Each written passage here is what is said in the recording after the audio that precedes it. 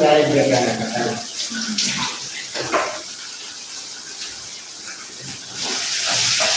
நீ சப்பாத்தி கேட்டியா அப்போ ஏண்டா அப்போ பேச மாட்டாங்க.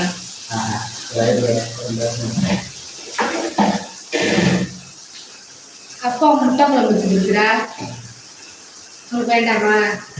பேச மாட்டேயா? ஏன் உங்க குரல கேட்டு இது பண்ணிடுவாங்கல்ல, பேச மாட்டாங்க.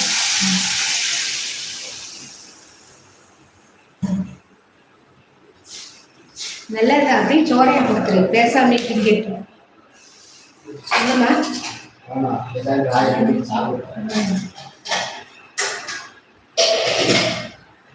இன்னைக்கு சாப்பிட்டீங்களா? நீங்க அங்க வெளிநாட்டுல இருந்தீங்கன்னா சாப்பிடுவாங்க. அங்கேயும் மணி 7 தான் ஆகும். அங்கேயும் 7 ஆகும்.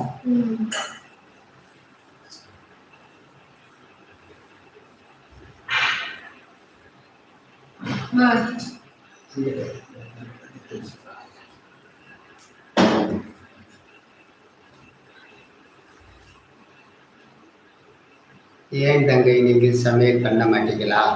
நான் பண்ண மாட்டேன். நான் பண்ணுவேனே, அதுதான் எனக்கு பண்ண முடியாது. பண்ணோம், ஆனா ஒரு நாளைக்கு வச்சு நல்ல சண்டை இழுத்துரும், சேர்த்து மாத்த அழுக வச்சிரும். அப்பதான் எனக்கு தொண்டை வேற, இதை ஏன்டா அடுப்புக்குள்ள விட்டவன்னு நினைப்பேன்.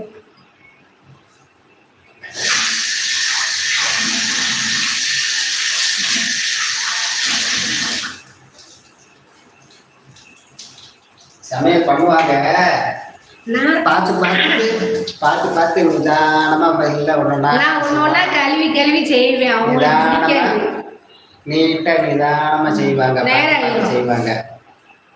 இது தக்காளி கழுவாது டக்கு பண்ணிட்டு மண்டக்க செஞ்சிடும். நான் ஒண்ணு கழுவி செய்வேன்னா அவங்களுக்கு பிடிக்காது. நீயாம்பாங்க எல்லாரும். வேற ஒண்ணும் இல்லை, சமையல் எல்லாம் அற்புதமா இருக்கும். சாப்பாடு குழம்பெல்லாம் சமையலே சொல்லி கொடுத்துருந்தாங்க. ஆமா, அதுலலாம் எந்த குறையும் கிடையாது. என்ன நிதானமா. அப்போ பிரதர் தான் மாஸ்டர். ஆமா, இப்போதைக்கு நான் தான் மாஸ்டர்.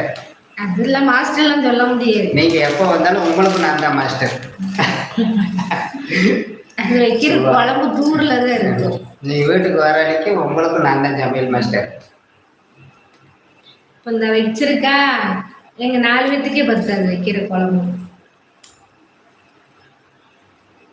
தண்ணியா வச்சு இருக்கு, கரெக்டா அளவா வச்சோம்னா தான் சாப்பிட நல்லா இருக்கும். அப்போ இன்னைக்கு சாப்பிடணும்னா ஒரு நாளைக்கு முன்னாடியே சமைக்கணுமா? எதுக்கா? நீங்க அப்படிலாம் இல்லைங்க.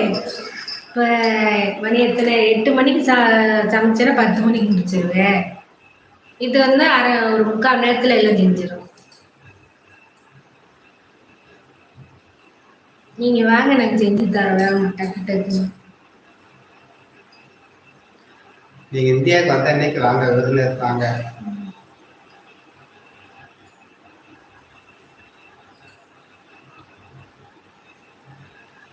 அது வேற, 2 பேர் வேலைக்கு போறோமா, அப்படியே உட்காந்துருது.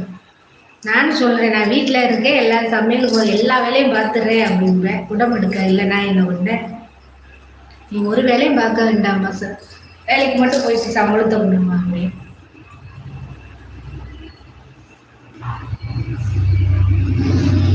மூணு பேரை படிக்க போயிருந்தா, காலேஜ் படிக்க போயிருந்தோம். 2 பேரும் வேலை பார்த்தா தானே சரியாகும். இப்பனாச்சும் அதுக்கு சொகுசா கேஸ் அடுப்பு எல்லாம் இருக்கு. நான் விறவடுப்புல சமைச்சது. ஆமா, கேஸ் அடுப்பு வந்ததுல இருந்தா நான் சமைச்சுக்கிட்டு இருக்கேன். விறவடுப்பு ஸ்டவ் அடுப்பு இருக்கையெல்லாம் அவங்க தான் பார்த்துக்கிட்டு இருந்தாங்க. அப்போ கிட்டத்தில் போக மாட்டேன், தட்டு மட்டும் தான் முன்னாடி தட்டு சாப்பிட்டு வச்சுருக்கேன்.